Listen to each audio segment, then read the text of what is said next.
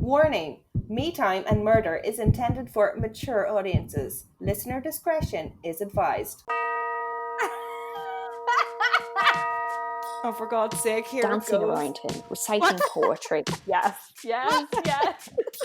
Oh my God! That's crazy. No. Why? Oh, well, big surprise. Oh God. Dead on the bathroom floor. Did it? Okay. Oh. Oh gosh, we haven't recorded so long, I forgot. So long, I know. Mine's at 66. That's good enough. Mine's at 67. Okay. I love 67. Okay, that's fine. You're always like whispering anyway, fuck's sake. Am I? And I have to make it louder. I'm quite a soft-spoken person. Ha! 65. Well, when I want to be. Trez, what are you drinking? Today I'm drinking a Pucca Turmeric Active. I got a brand new box, baby. Oh, So excited. Okay. They were on offer in Holland Bar. It's 2 for $5. So I got the Turmeric Active and the 3 ginger. 3 ginger? Nice. You know, the one with like all the ginger, whatever that one's called. Okay. Mm-hmm. Sweet. What are you drinking, Mariam? I am drinking Marks and Spencer's blackcurrant tea. I made it earlier and then I added it to some ice. So it's a blackcurrant iced tea. Sort of like Ribena, I suppose. Yeah. Do you remember when they came out with the Ribena Light? That made me so happy. What? I don't remember that. Wasn't it It blue? has like a little blue stripe on it. It's kind of subtle, I think, but yeah, I always remember. Does it still exist? Does it still exist? It does, yeah. I think I got it recently. Like, I just remember for years thinking, like, I love Ribena, but why is like all the sugar, you know? And then they came out with that version. I think it still exists. Do you remember back home they took out the Ribena Sparkle? Oh, like the fizzy Ribena? Oh, yeah. Right, and it didn't take off. It is like everywhere over here. Oh, why didn't it take off? Yeah. That sounds because great it's to me. fucking gross. Is it? No, it's awful. Is it? It's absolutely awful. Yeah. Right. Yeah. Sounds like it would It's be so good. popular over here. I love Ribena. I do like Ribena. I like how thick it is. Oh, I like yeah, that me thick too. sugary syrupness. Yeah. Mm-hmm. Yeah. I used to get it all I the have it time now in and again. Clark's. That's right. I don't know Used to why. get it All in the time, Clark's. so refreshing. It was like ice cold from Marks and Spencer's. And what about your me time? I am doing a little Inky List Kaolin clay mask today. It's super cheap. That's one of the reasons I bought it. You can't really go wrong with their stuff, you know, just try it out. And I do really like it. I don't put it everywhere, just put it on the T-zone because I think it'd be too drying elsewhere, but I've been enjoying it. What about you? What are you? I have got my unique intense care tea tree mask. It is Korean for acne treatment and everything's in Korean, but it's a sheet mask and it's Korean, so I think it'll be good. Oh, nice. Okay, so today I'm going to tell you a story about a kidnapping. Oh my God. I'm so nervous. Okay. Okay. On the 8th of February 1983, at around 8:30 p.m, a mysterious and brutal kidnapping took place. 3 men, all armed and wearing balaclavas, entered the Ballymany house of Jim Fitzgerald. Ballymany? Ballymany.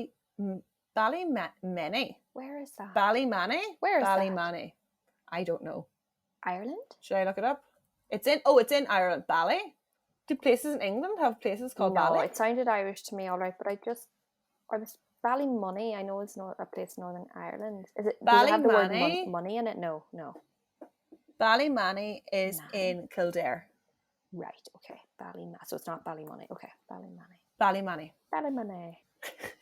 I sounded like. What was that guy? What was that guy that we used to watch? Hey. And he does all the accents. Face jacker. Yeah, the phone jacker. Yeah. Where did he go? Maybe he's not. He's maybe not that PC anymore. Maybe he's been cancelled. I know, yeah. Right? If you Cancel think about culture. it.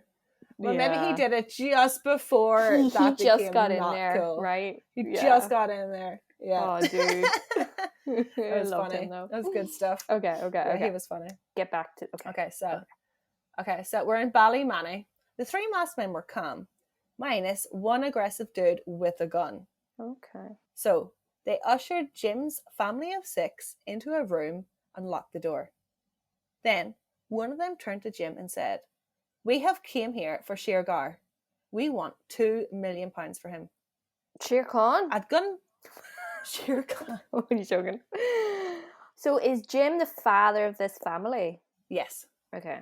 At gunpoint, Jim was then led outside where there were more masked men, and he was taken to Shergar's stable. Stable. When you're taking a stable, it's never good. I've watched Irish movies. Stables are never good. Why That's would where like executions happen and stuff. Shergar's stable. Shergar's a racehorse. Shergar's a racehorse. Yeah. Is this a famous racehorse or? Apparently. Oh, I know absolutely nothing about racing other than I've lost a tiny bit of money on it sometimes. Did you gamble in the races? There was like a yearly race that I should know the name of that we all used to put like a couple of pound into, and I would never get it back, but that's only a couple of pounds. That's all I know about racing. That's the start and that's the finish and that's it. Yeah, we have over here in Wanchai, not that you know where Wanchai is, but there's like the Wanchai races that everybody goes to, and you bet on the horses, and it's not fun unless you bet. Yeah, unless even you just gamble. a couple of pound, like, yeah. Oh, it's so exciting, and everybody gets like pictures of beer, and everybody's just like eating and drinking and like screaming at their horses. It's really good fun. Yeah, I've never actually been to a race. Oh, have you not? No, I've only ever just like put a bet and find out like we were like right up at the front. Oh wow, no, I've never done anything where the like horses that. run by. Yeah, it was good fun. Anyway, so Shergar is a racehorse, a very valuable racehorse. Jim was told to lead Shergar into the horse box the masked men had brought. Wait, does Jim own Shergar and these guys are stealing his horse? Kinda. Dude. Yeah. I know. That's messed up. Jim was told to lead Shergar into the horse box the masked men had brought with them. Jim, of course, did what he was told. He was at gunpoint. And he led Shergar, the young thoroughbred with a brown coat, a white blaze, and 4 white socks, into the horse box. Aww. Doesn't he sound like a cutie? He does. He sounds pretty, yeah. The horse box was driven away. Poor Jim was then told, "Get into the back of this van and lie face down." And then men put a coat over his head. Okay. The men drove Jim in the back of the van around for about 4 hours. The masked men told Jim that if he contacted the police, they knew where he lived and they would kill his family. Jim was obviously very disorientated and under a lot of stress, but he estimated that there were somewhere between 6 and 9 masked men pulling off this kidnapping. Wow, that's a lot. Why did they drive him about for 4 hours? So he doesn't know where they're going. Yeah. And to kill time so that Shergar can be driven away. And meanwhile, his family are being held in a room by gunpoint also, probably, or? I think they've left. I think the people in the house have left. But then they could call the authority. I suppose so, yes. The masked men then released Jim in a small town 20 miles from Ballymany and told him to await further instructions. They would contact him. The men told him that they would identify themselves by using the code word King Neptune. Okay. That is the nerdiest thing ever. Jim walked into the village and was able to get his hands on a phone and called his brother to come pick him up. So why did these men feel like they needed to steal this horse? Okay, so Shergar was a bred champion. Do you want to guess how much he was worth? Oh, this is not my area.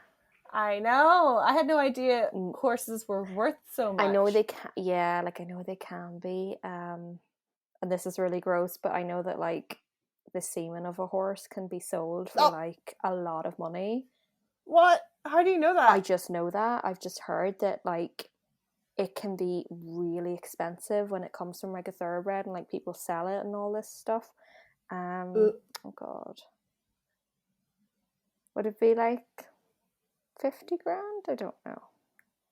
15 million USD. Sorry. I was going to go 100 grand and then I was like, 100 grand's too much, Trez. Let's say 50. 15 million? Million. 15 million that blows USD. my mind. Yes. And see, This horse is in some stable in Ballymany and it's worth 15 Kildare. grand. And I feel like if you'd something that valuable, would you not have a bit better security? It doesn't look like, yeah, it looks like it was very easy to get this horse. It kind of sounds like it. Yeah. Okay. It's mental. So Shergar, worth 15 million USD, was born on the 3rd of March 1978 at Sheshune Stud Farm in County Kildare. The private stud of the Aga Khan the Fourth. I don't know what that means, but that's his name. The Aga Khan the Fourth. I think he's like the head of something. Wait. Go back. Say all that again. So the horse was born in a stud farm. Like he was bred from other, and he's owned by this like super wealthy guy called the Aga Khan the Fourth. Okay. I think he's like a leader of something. Okay. Now this is going to get weird for anyone who doesn't know anything about horses or horse racing. Apparently it's like a whole thing, like they're like celebrities or something. Shergar was sired. Do you know what sired means? Like raised or? Sired, like his daddy. Okay. Shergar was sired, or his daddy was a British stallion named the Great Nephew. Okay. This stallion's wins included the Prix de Moulin and the Prix d'Alert in France in 1967, while Shergar's dame, or his mommy, was Charmaine, a 7th generation descendant of Mumtaz Mahal. These a horse that names. I know they're horses, people. Oh my god! I just remembered how I knew about the semen. It was on a show. It was like a quiz, and it was like, what liquid is worth the most per milliliter or something.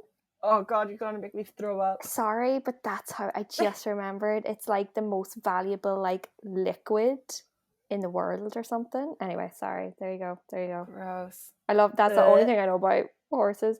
This is blowing my mind though, all the names and like. Yeah, right.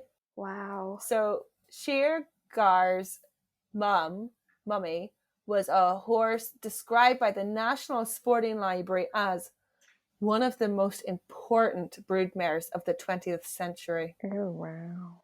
So in 1978, the Aga Khan, philanthropist and horse owner, announced he would send some of his foals for training in England. For a trainer, he chose Michael Stout, a trainer with many wins under his belt. So not only is Shergar well-bred, but he's also like well-trained. According to Stout, Shergar was easy to break and had a good temperament and responded very well to training. He was gentle, calm and kind, and he had a very distinctive racing style. Shergar would run with his tongue hanging out of his mouth. Oh. So basically, this horse is worth a lot of money in racing and in breeding. There were even shareholders invested in Shergar. Mental. Do you ever hear about celebrities like insuring their legs and stuff like that? Is that real? It kind of reminds me of that. I don't know, but it's something I've just heard, and it's like, what? Kind of crazy. Isn't that just life insurance or health insurance? I don't really leg insurance. I don't know. Leg insurance. What's that noise? That was Dan coming in to show me a little polo shirt he got. It's purple. Oh. Talking about horses. He went to Dunn's. Oh, it's from Dunn's? He's all chuffed with a sweet polo shirt from Dunn's. This is our life now. Getting a polo shirt in Dunn's is like the height of excitement now. Like he's buzzing. I've not seen him smiling like that in so long. Buzzing. Oh, you used to go to India. I know, right? How much do you think a stud fee is? Oh Lord. Okay, well I was way off with the 50, so I'm gonna go high. I'm gonna go 250. No, I've gone low. What have I done? What is it? 250 what? Thousand? Yeah. Pounds? Yeah. It is up to $120,000. Okay. So then I went too high. Anyway, back to the kidnapping. So is it okay to call it a kidnapping if it's not a person? Horse napping? You see, I've always found it odd that even kidnapping is still kidnapping even when it's an adult. Or is it abduction when it's an adult? I don't know. What is it when it's an animal? I don't know. Maybe does kidnapping have to have a ransom? I don't know. Does this have a ransom? Yes. Does abduction I looked up horse napping and it came up 7 ways to stop your horse from napping. It isn't fun riding a horse with a tendency to nap, suddenly stopping and refusing to go forward. It's like a dog when they don't want to walk because they're too tired. It's like Molly. You can't really pick up a horse and be like, come on. Okay, anyway, to the horse napping. Okay. The first ransom phone call from the thieves was on the same night the Shergar was stolen. In fact, Jim still hadn't made it back to Ballymany by that time and had not had the chance to even tell anyone the news of the theft to anyone. So the call was to a horse trainer based in Northern Ireland. The kidnappers informed, I'm just going to call them kidnappers because that's what I've wrote down. That was all the articles said. Yeah. I don't mean to be rude. The kidnappers informed the trainer they wanted £2 million and that the negotiations were only going to be communicated with through 3 British horse racing journalists, Derek Thompson, John Oaksey of ITV, and Peter Campling of The Sun. So all 3 or pick one? Or all 3. What? Why do all 3 have to get involved? I don't know. I think it was like they were sending things to the TV, to like the news stations. It seems like it was like really dramatic. Yeah. Like it like captured people's attention. Yeah. Mm-hmm. So the journalists were told that they had to be at the Europa Hotel in central Belfast by Thursday evening. Go on, Europa. What year is this? Yay! 70? 82. Oh, we're in the 82. Okay. Yeah. I know. Just I'm trying to work out, has it been bombed? How many times had it been bombed by that point? I think maybe it survived the 80s. I'm not sure the years of the bombings, but yeah. It's just so sad that that's all you think of when you hear Europa. Well, I think of work because I did a lot of work for them, but I think most people just think bombs. I think bombs as well. I think like afternoon tea. No, Trez, the first thing you said was, well, how many bombs I know. But it's because we're back in time and it's... Everybody thinks bombs when they think Europa. I know, poor Europa. I get knocked down. Can I get up again?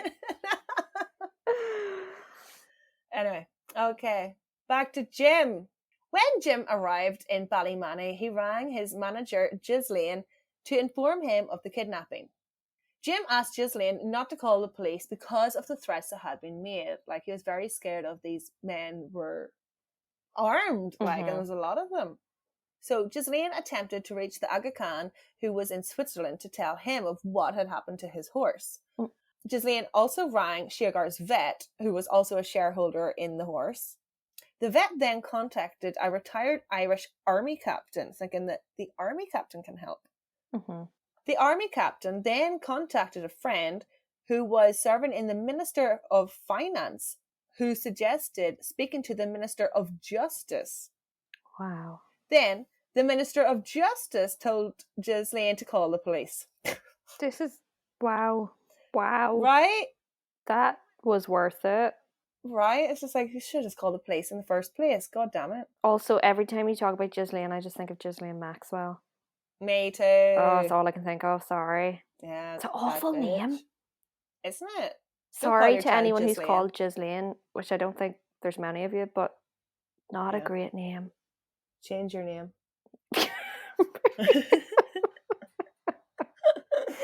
It's been ruined. It's tainted. It's tainted, but I'm not sure was it great to begin with. It's got the word jizz in it, guys. Jizz. Yeah, that's the theme of this episode. Jizz episode. Anyway, where were we? We were... So call the police. Call the police. Crime 101.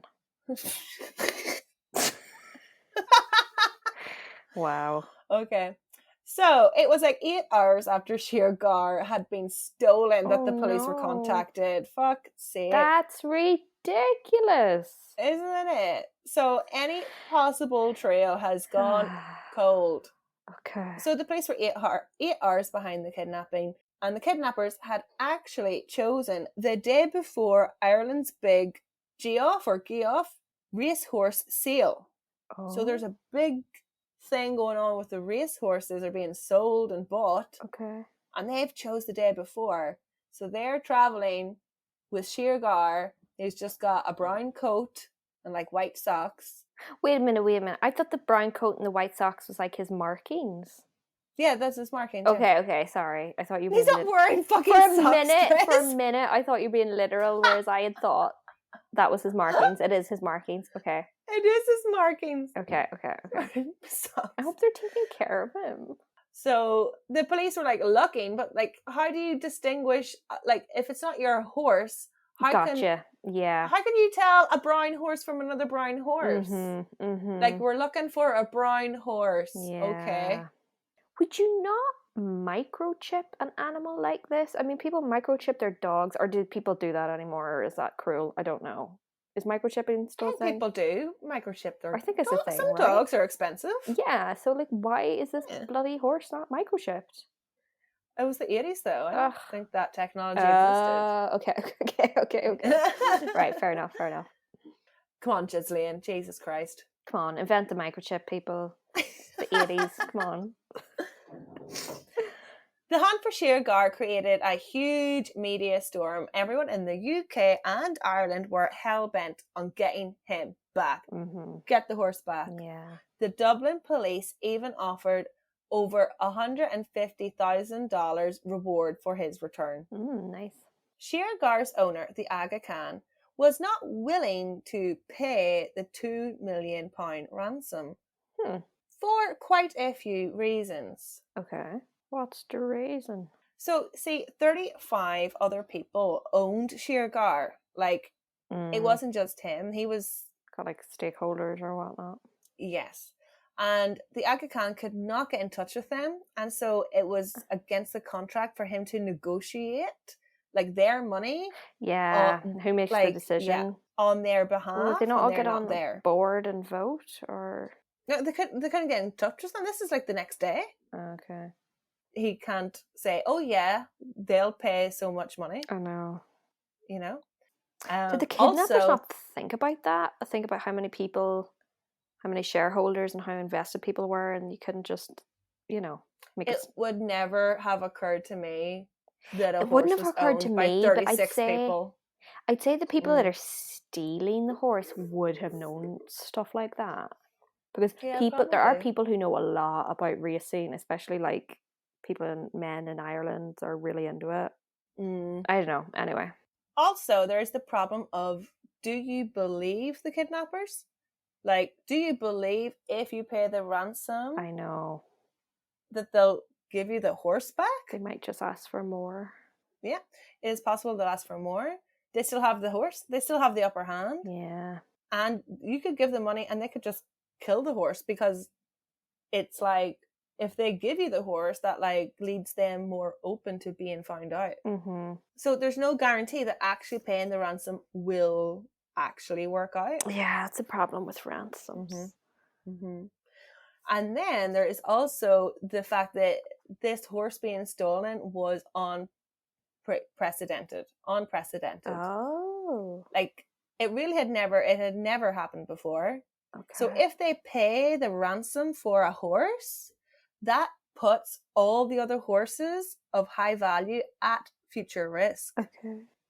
It's like, so if they pay for Shergar, they pay $2 million. They're like, then other people are like, hey, people are going to pay. All I have to do is steal a horse and I'll get $2 million. You can't set that precedent of being swindled and terrorized. I don't know what the word is.